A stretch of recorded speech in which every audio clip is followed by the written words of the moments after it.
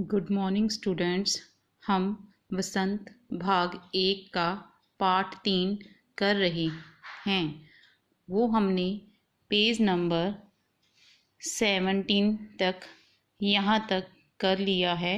अब हम यहाँ से पेज नंबर 17 का भाग 3 यहाँ से शुरू करेंगे। इसे शुरू करने से पहले इसमें लेखक ने क्या बताया है।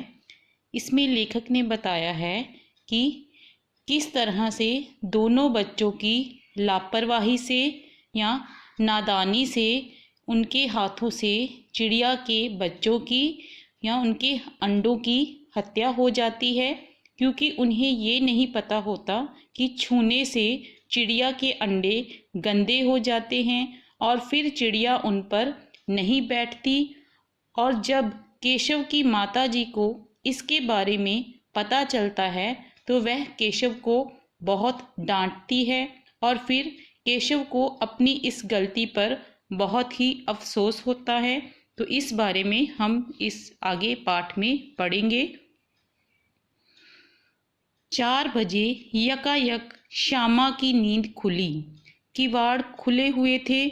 वह दौड़ी हुई कॉर्निस के पास आई और ऊपर की तरफ ताकने लगी।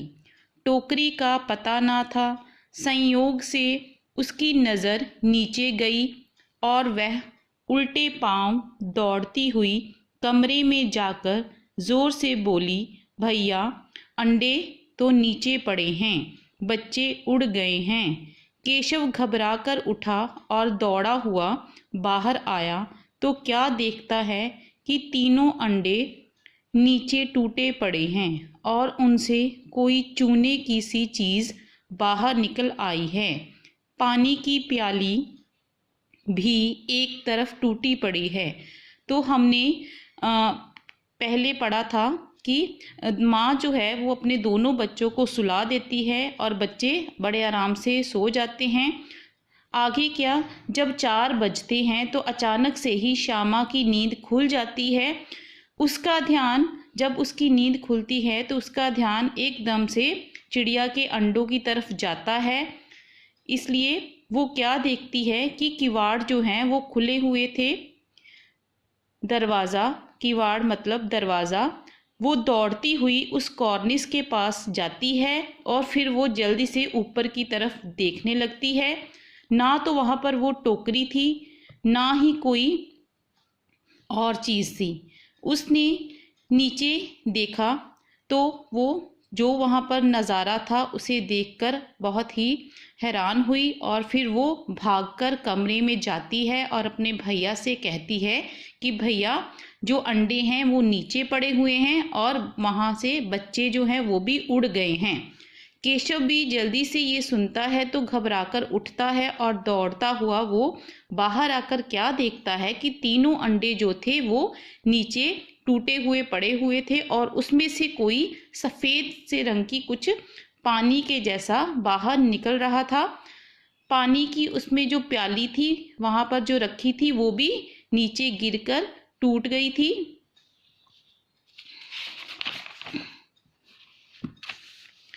उनके चेहरे का रंग उड़ गया। चेहरे का रंग उड़ना मतलब घबरा जाना। सहमी हुई आंखों से ज़मीन की तरफ देखने लगा। श्यामा ने पूछा, बच्चे कहाँ उड़ गए भैया? केशव ने करुण स्वर में कहा, अंडे तो फूट गए श्यामा, और बच्चे कहाँ गए? केशव, तेरे सर में देखती नहीं है, अंडों में से उजला उजला पानी निकल आया है। वही तो 2-4 दिनों में बच्चे बन जाते।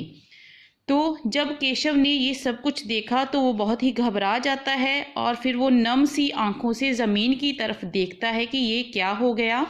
श्यामा अपने भैया से पूछती है कि भैया, वो बच्चे कहाँ गए, क्योंकि उसने सोचा था कि शायद अब बच्चे अंडों में से निकल गए होंगे।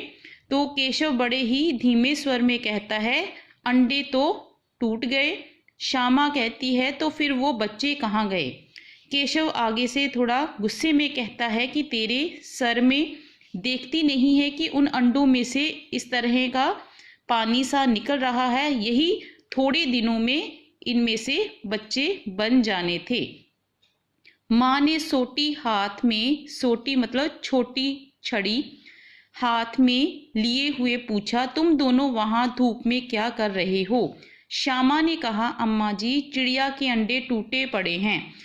तो बच्चे इस तरह से आपस में बात करते हैं। तो अचानक से उनकी माँ वहाँ पर आती है और उनसे पूछती है कि तुम दोनों बाहर कब आ गए और यहाँ धूप में क्या कर रहे हो? श्यामा आगे से अपनी माँ से कहती है कि माँ, चिड़िया के अंडे टूट गए हैं। माँ ने आकर टूटे हुए अंडों को देखा और वो बड़े गुस्से से उनसे कहती है कि तुम लोगों ने ही ज़रूर अंडों को छुआ होगा या अंडों को हाथ लगाया होगा। अब तो श्यामा को भैया पर बिल्कुल भी तरस ना आया, तरस मतलब दया ना आई। उसी ने शायद अंडों को इस तरह रख दिया कि वह नीचे गिर पड़े। श्यामा ये सोचती है कि भैया ने अंडों को अच्छी तरह से नहीं रखा होगा, जिस कारण से वो ज़मीन पर गिर गए हैं, तो इसकी सज़ा उसे ज़रूर मिलनी चाहिए। वो कहती है, इन्होंने अंडों को छेड़ा था अम्मा जी। तो वो अपनी माता जी से कहती है कि भैया ने ही अंडों को हाथ लगाया था। माँ ने केशव से कहा, क्यों रे? केशव आगे भीगी बिल्ली बना खड़ा रहा। माँ, तू वहां पहुंचा कैसे? भीगी बिल्ली बना मतलब डर के मारे कुछ ना बोलना।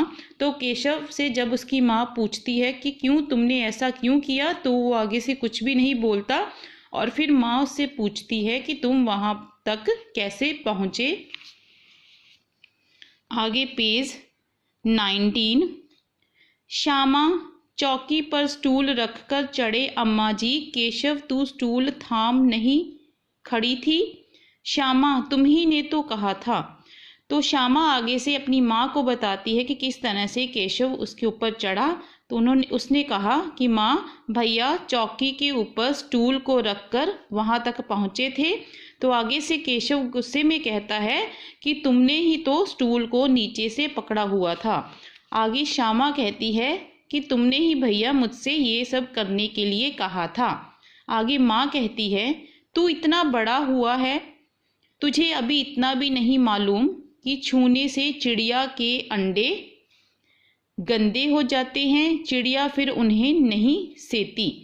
तो माँ आगे से कहती है कि केशव, तुम इतने बड़े हो गए हो, तुम्हें अभी तक ये भी नहीं पता कि अगर चिड़िया के बच्चों को या चिड़िया के अंडों को हाथ लगाया जाए तो फिर वो गंदे हो जाते हैं और फिर चिड़िया उन पर नहीं बैठती।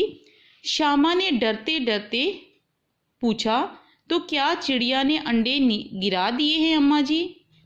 माँ आगे से कहती है, तो और चिड़िया क्या करती?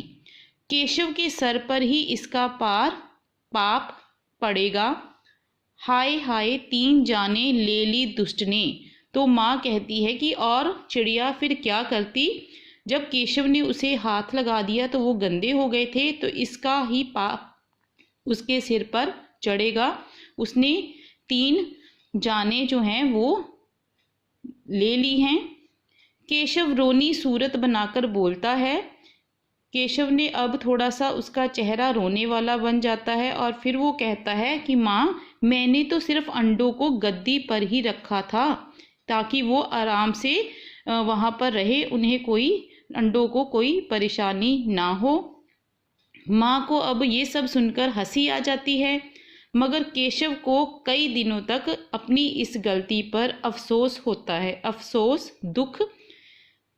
अंडों की हिफाजत मतलब सुरक्षा करने के जोग में उसने उनका सत्यानाश कर डाला। इसे याद कर वह कभी कभी रो पड़ता। सत्यानाश, सब कुछ नष्ट कर डालना। दोनों चिड़िया वहाँ फिर ना दिखाई दी। तो केशव की माँ ने जब ये सब कुछ सुना तो उन्हें उस पर हंसी आई।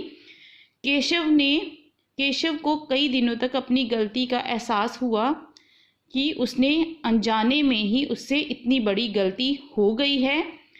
अंडों की हिफाजत करने की कोशिश में उनसे अंडों की हत्या हो जाती है। तो इस बात को याद करके कभी कभी केशव बहुत रोता था। तो इसके बाद दोबारा से वो चिड़ियाँ जो हैं कभी भी वहाँ उस कॉर्निस पर नहीं आई। तो स्टूडेंट्स, हमने यहाँ तक पाठ को ख़त्म कर लिया है। तो आप इसे ध्यान से पढ़ें। धन्यवाद।